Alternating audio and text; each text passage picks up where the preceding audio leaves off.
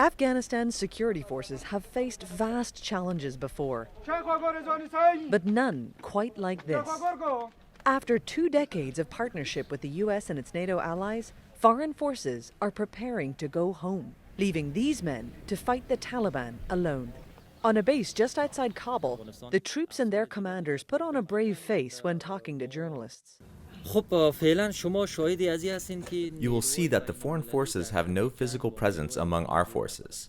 The Afghan National Security Forces are the ones taking the fight forward. Yes, they advise, but there will be no major changes if they leave. In reality, even with the limited US air and ground support they currently have, the Taliban is stronger than it has ever been in this 2 decades-long war. They continue to bolster their positions around cities.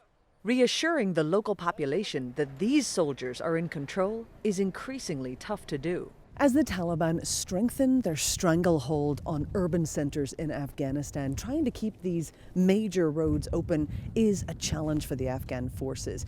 Trying to secure the capital, even more important. The February 2020 deal President Trump's administration signed with the Taliban says all foreign forces will leave Afghanistan by May 1st.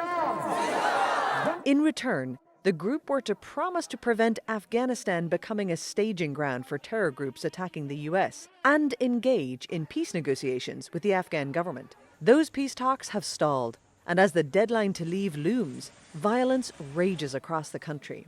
The new Biden White House, inheriting both the deal and its deadline, has hinted at delaying that exit date. At an annual summit of defense ministers this week, NATO Secretary General Jens Stoltenberg told the NewsHour they haven't given the Taliban a free ride. The promise to leave Afghanistan is conditions-based. Our presence in Afghanistan is conditions-based.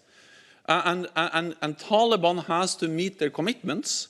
We will only leave when the time is right. I think the main issue is that Taliban has to reduce violence. Taliban has to negotiate in good faith, and Taliban has to break all ties, has to stop supporting international terrorist groups like Al-Qaeda. Ultimately, NATO troops will follow whatever decision the White House makes. As you know, we went into Afghanistan together, NATO allies, partners, and the United States after 9/11. We have made decisions on adjusting our presence together. And we will also make the decision when the time is right to leave together. The Biden administration has yet to decide how to make peace with the Taliban but keep fighting Al-Qaeda. I think there's not a lot of enthusiasm for continuing to keep U.S. forces in Afghanistan, but there are a few factors and dynamics that pull towards maintaining troops and not pulling forces out of Afghanistan. Laurel Miller is a former special representative to Afghanistan and Pakistan for the State Department. One is what Biden himself has said as a candidate and previously, which is that there are still concerns about terrorism risks emanating from Afghanistan directed at the United States, and he has spoken about keeping some American forces in Afghanistan for purposes of counterterrorism.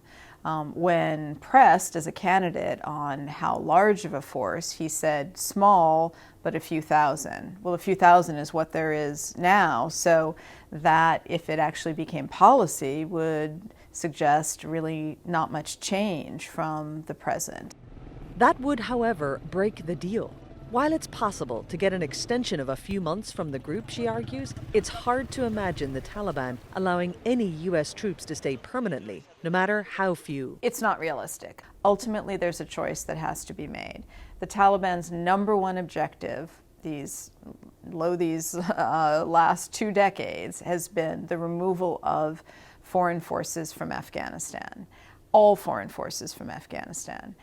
They are not going to do a 180 turn and reverse on that number one objective. And so I see no possibility that the U.S. could negotiate with the Taliban, maintaining some even relatively small number of forces in the country.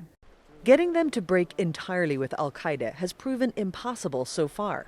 Even the wording of the deal doesn't ask the Taliban to renounce the group, instead promising they won't allow them to use Afghanistan to launch attacks on America. Although al-Qaeda has been massively weakened since the US-led invasion, the United Nations believes there are still between 200 and 500 al-Qaeda fighters in the country. And a report released earlier this month by their sanctions monitoring team stated, member states report little evidence of significant changes in relations between al-Qaeda and the Taliban. Al-Qaeda assesses that its future in Afghanistan depends upon its close ties to the Taliban, as well as the success of Taliban military operations in the country. If they declare that they are no longer, that they break with al-Qaeda, they open themselves up to attack by other groups, and it suggests they have sold out. So it's not really an option for them. Jessica Donati is a Wall Street Journal reporter, former Kabul bureau chief, and author of Eagle Down, examining the U.S.'s reliance on special forces in Afghanistan in recent years. She says separating the fight with the Taliban from the fight with al-Qaeda, or pure counterterrorism, has been a challenge for years. Well, counterterrorism has always been a sort of catch-all phrase to describe what U.S. troops are doing there. In the past, it's meant a broad range of things depending on what the US posture is. So when the US has been a little bit more strict on what they've been doing, it's perhaps limited to strikes on targets and even, Taliban targets that have links to al-Qaeda. When the definition has been more broad, you've seen counterterrorism missions get approved to help the Afghans, for example, retake control of major cities or district centers, because the argument is if the Taliban regain control of a major area, then al-Qaeda have a chance to regain a foothold there and then threaten the US. So there's been a really broad definition of that over the years, and it's been deliberately vague because the US does not like talking about the war in Afghanistan at the moment.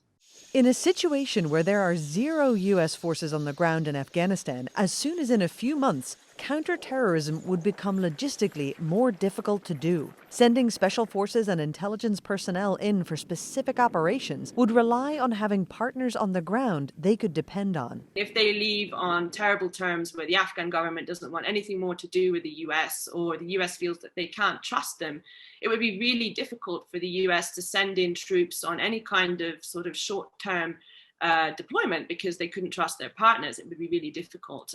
If they do leave with this sort of under-the-table agreement that they're going to do everything possible to back them up, then there is some kind of option to bring in troops on short-term deployments that don't count towards an official number. So you can still say that you have 0 troops and you can bring them in. If you have a situation where the US has left, the Afghan government has splintered, and you have different forces loyal to one commander or another, it's going to be very difficult for the US to send in people to help. If you have a situation where everything is fractured and it's a horrible civil war, people are going to be more focused on getting rid of their rival than helping the US take out one Taliban commander, one al-Qaeda commander or ISIS commander.